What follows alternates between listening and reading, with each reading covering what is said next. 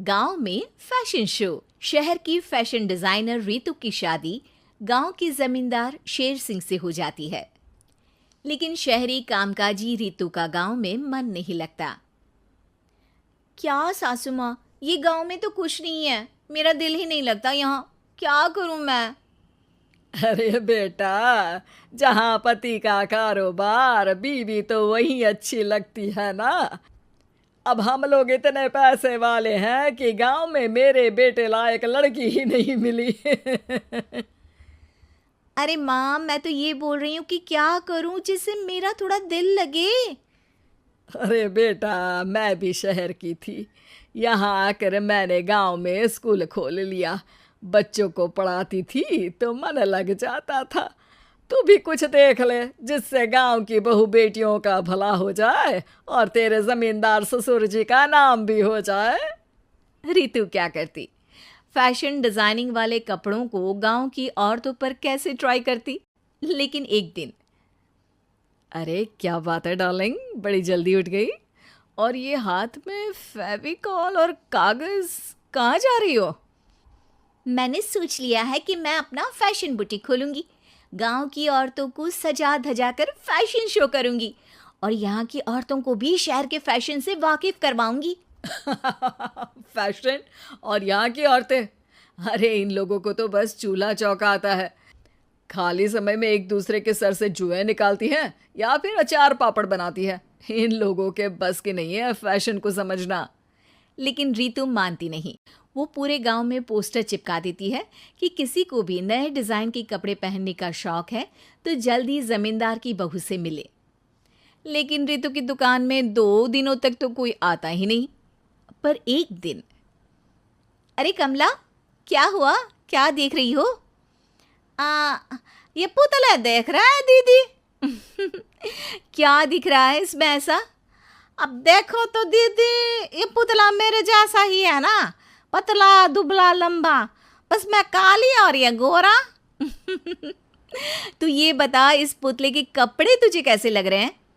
अरे कपड़े तो बहुत ही सुंदर है दीदी, लेकिन तू ना बस कल इसी समय आ जाना और अपने जैसी 2-3 और को भी ले आना। अगले दिन कमला 2 लड़कियों को लेकर आ जाती है।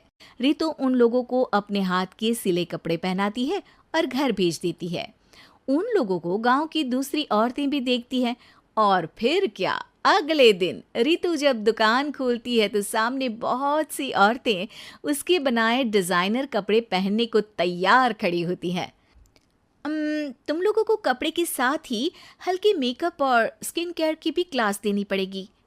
रितु गांव की औरतों को फैशन का ज्ञान देने में लग जाती है।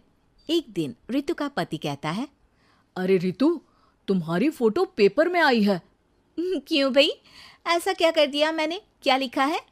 अरे लिखा है गांव में होगा अब फैशन वीक। अरे हाँ, कल ना कोई फ़ोन आया था मीडिया वालों का, तो मैंने भी बोल दिया कि फैशन शो तो अब गांव में होगा। लग रहा है उसी की खबर बना दी है। तभी रितु को एक फ़ोन आता है। हेलो, कौन बोल रहा है? जी मैं काम्या बात कर रही हूँ, लुक में फैशन वीक से। हम लोगों ने आपका काम देखा। हम शहर वर्सेस गांव का फैशन थीम में एक फैशन शो आपके गांव में करना चाहते हैं। अरे वाह, ये तो बहुत ही अच्छी बात है। मैं अपनी मॉडल्स के साथ शो में हिस्सा ज़रूर लूँगी।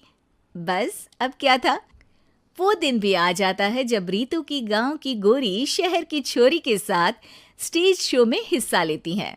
शो के बाद, अरे आपकी वो जो कलेक्शन है ना, मैं उसकी पूरी सीरीज खरीदना चाहती हूँ। सच में आपने वो कपड़े डिजाइन करे जो आज के लोग आसानी से घर और बाजार में पहन सकते हैं।